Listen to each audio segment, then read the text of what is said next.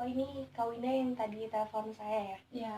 Oke, ini saya Ara. Di sini saya sebagai konselor, nah dan Kakak ini sebagai konseling. Nah, sebelumnya ini dari awal pas kita di via telepon, saya sudah menjelaskan bahwa saya akan melakukan proses konseling dengan Kakak. Nah, di mana proses konseling ini adalah proses bantuan kepada seorang konseling dalam menangani permasalahannya. Nah, dalam proses konseling ini juga tentunya ada beberapa kode etik. Yang pertama ada asas kesukarelaan. Asas kesukarelaan ini ialah dimana kakak ini sukarela terhadap cerita-cerita yang kakak alami, permasalahan yang kakak alami. Tidak ada keterpaksaan mengenai permasalahan yang akan kakak ceritakan. Dan yang kedua ada asas keterbukaan, dimana dalam asas ini kakak harus terbuka dengan permasalahan kakak supaya kita bisa mencari solusinya bersama-sama.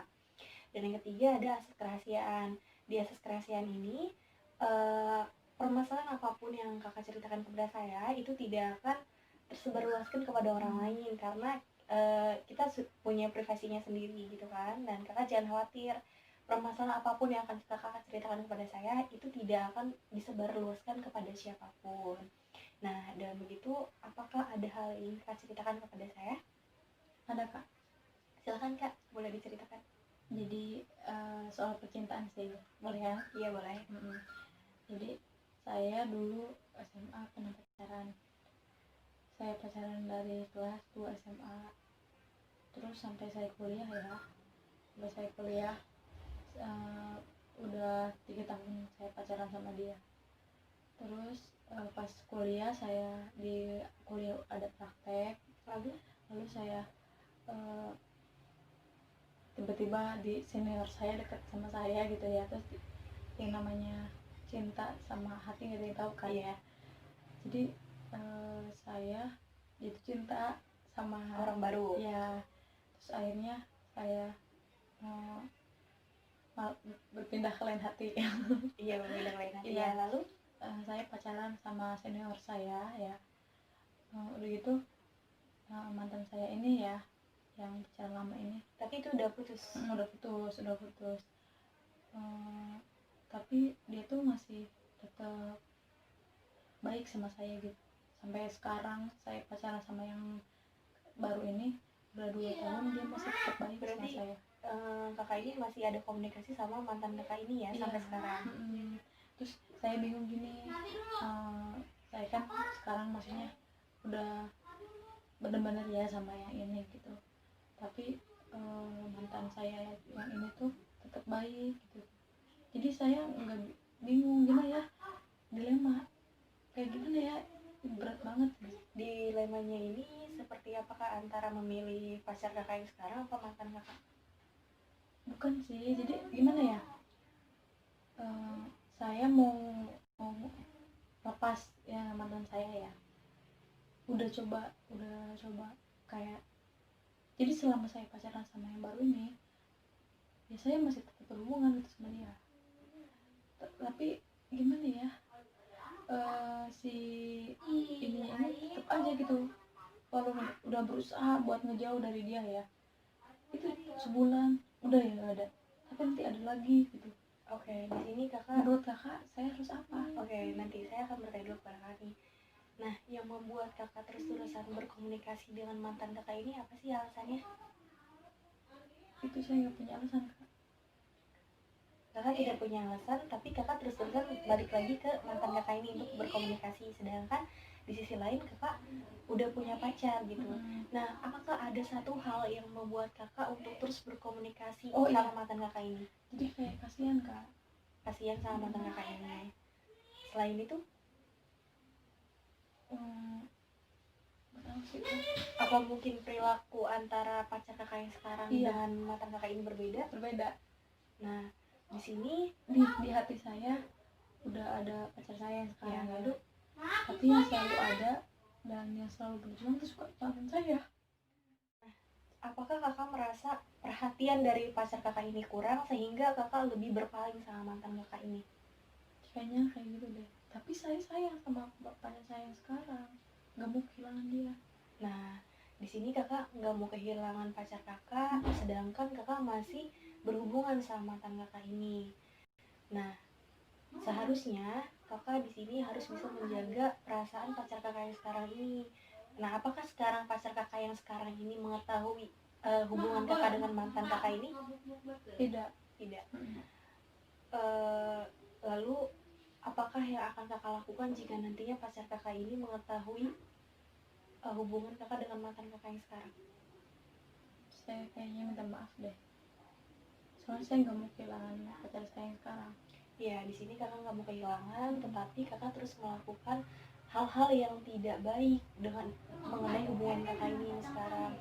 Nah, saran saya seharusnya kakak, jika memang kakak tidak ingin kehilangan pacar kakak yang sekarang, kakak harus bisa menjaga komunikasi dengan siapapun itu, laki-laki yang lain selain cowok kakak yang sekarang ini, apalagi mantan kakak ini. Karena bagaimanapun ketika kita sudah mempunyai pasangan, kita harus mempunyai keterbukaan, kejujuran terhadap apapun yang kita alami selama berhubungan dengan dia ini. Nah, dan selama ini apakah mantan kakak yang menghubungi kakak terlebih dahulu apa kakak? Mantan saya, terus kadang saya. Jadi dua-duanya saling buat saling mengawali gitu ya, untuk bisa berkomunikasi. Nah, terkadang kakak suka jarang untuk berkomunikasi. Sekarang udah mulai jarang. Apakah kakak sudah berusaha untuk bisa menghilangkan atau menghindari dari hubungan kakak dengan mantan kakak ini? Sudah, tapi susah. Ada kak caranya, saya hapus nomornya gitu.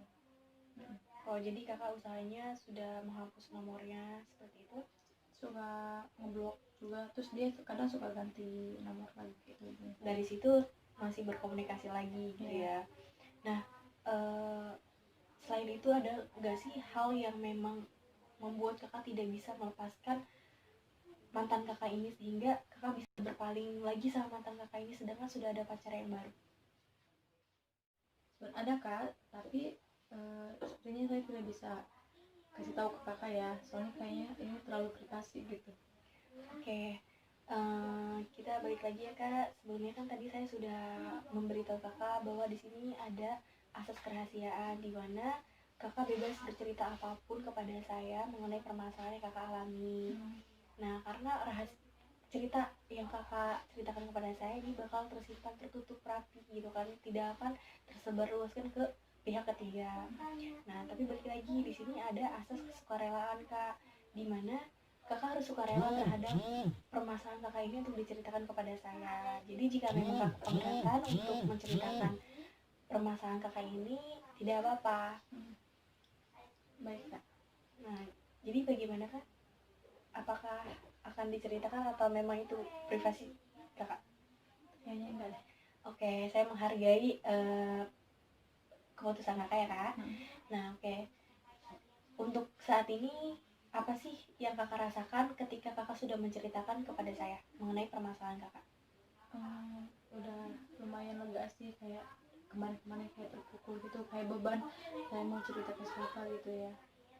Oke, saran saya kak, jika memang kakak nantinya masih memiliki hubungan atau komunikasi dengan mantan kakak ini, kakak harus melihat ke pacar kakak ini yang mungkin perjuangannya juga tidak bisa dimiliki oleh laki-laki lain. Kita harus bisa menghargai pasangan kita, kita harus terbuka sama pasangan kita, harus jujur. Dan jika memang nantinya ada orang ketiga yang datang terhadap hubungan kakak ini, seharusnya kakak bisa menoleh gitu ke pacar kakak ini, jangan melihat ke belakang, karena kakak juga sudah meninggalkan mantan kakak ini karena pilihan kakak sendiri. Nah, keputusan yang sudah kakak ambil, ya kakak harus tahu resikonya gitu. Kakak sudah memilih pacar kakak yang baru karena mungkin ini lebih baik dari yang sebelumnya gitu. Kenapa kakak harus menoleh ke belakang lagi kayak gitu kak? Jika memang ada hal yang membuat kakak tidak enak untuk meninggalkan pacar kakak, mantan kakak ini, kenapa kakak tidak memandang ke pacar kakak ini untuk bagaimana jika pacar kakak ini tahu gitu, kayak gitu. Kakak juga tidak ingin kan pacar kakak merasakan kekecewaan terhadap kakak ini. Nah, apakah setelah ini akan ada yang diceritakan lagi kak? Kayaknya cukup deh kak. Nah, oke, jika memang nantinya akan ada yang diceritakan lagi kepada saya, kakak bisa hubungi saya ya kak. langsung saja hubungi saya dan kita atur waktunya kembali ya Kak. Nah, cukup sekian ya Kak, kita durasinya sudah lumayan lama. Terima kasih ya Kak sudah bisa mempercayakan saya untuk Kakak bercerita kepada saya. Terima kasih Kak. Iya.